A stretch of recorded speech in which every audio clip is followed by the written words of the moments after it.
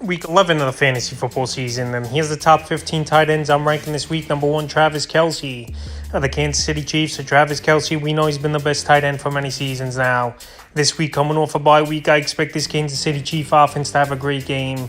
And with a Super Bowl matchup versus the Philadelphia Eagles, you just know the juices are flowing for both teams, and they both want to put on good performances. So I think Kelce this week has a monster week. Number 2, TJ Hawkinson of the Minnesota Vikings. So people thought Hawkinson would miss a beat with Kirk Cousins out for the season. But Joshua Dobbs and Hawkinson, they've been on the same page big time over the last 2 weeks since Dobbs got traded to the Minnesota Vikings last week, going over 130 yards and finding the end zone. So this week here, a little tougher of a matchup at the Denver Broncos. We know their defense has definitely improved over the last month of the season. But Dalton Kincaid did find the end zone on Monday night in Week 10 versus the Denver Broncos. I think TJ Hawkinson will find the end zone once again. Number 3, Mark Andrews of the Baltimore Ravens. So Mark Andrews, I know he's been a great tight end once again this season, but right now he might be the 3rd best tight end in fantasy football. Hawkinson's been a better performer this season, putting up better numbers, and there's definitely been some weeks where Andrews hasn't had great games, but this week in a division matchup, Thursday Night Football, where the scoring's usually high,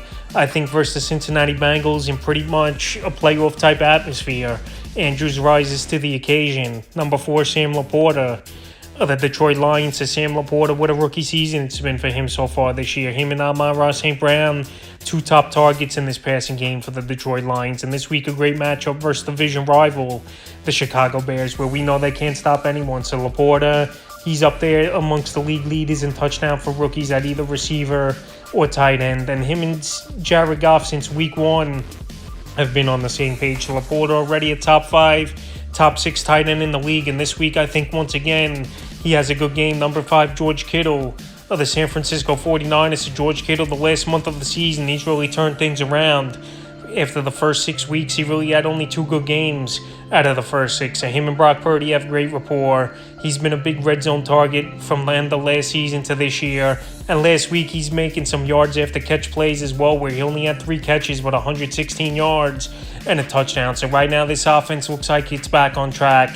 I know it was only 1 game, but the Jaguars defense is a ball-hawking type of defense. So to have a good game versus them, and this week with a good matchup versus Tampa Bay, once again, George Kittle will have a good performance. Number 6, Trey McBride of the Arizona Cardinals. So Trey McBride, 2 out of 3 weeks since he's been the starting tight end for this Arizona Cardinal team. He's had some monster performances, and last week, over 22 fantasy points once again for McBride. So he's a PPR machine so far. Zach Ertz, we know he could come back this season, but Trey McBride's taking the job. Time for the second-year tight end to get the opportunity. Last season, he had some opportunities in his rookie year, but just to make the most of it. But so far, he has this season, and he's been a PPR machine and a main target, and a guy that you pretty much can't cover. A few years ago in college, one of the better college tight ends to come out, winning many awards and breaking school records. So this week with not a great matchup at Houston, but a defense I think he could take advantage of.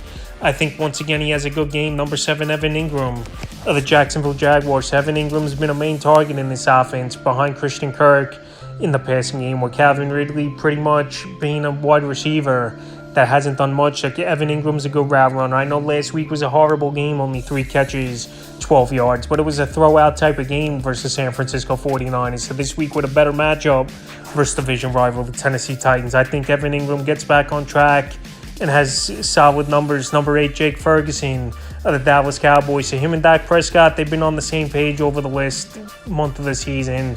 And this Cowboy offense, ever since the bye week, they've turned the page and really opened things up. I know last season they were a high-powered offense with Kellen Moore, but this season it seems like it's even better with Mike McCarthy. Ever since Week 7, Week 8 for this Cowboy team, CeeDee Lamb's playing on another level. Dak Prescott has all the confidence in the world, it seems like now, in this West Coast offense for Mike McCarthy. And Jake Ferguson's paying big dividends. And Dak Prescott's always been a quarterback to feature the tight end as a top 2-3 target in his offense, going back to Witten, going back to Schultz the last few seasons.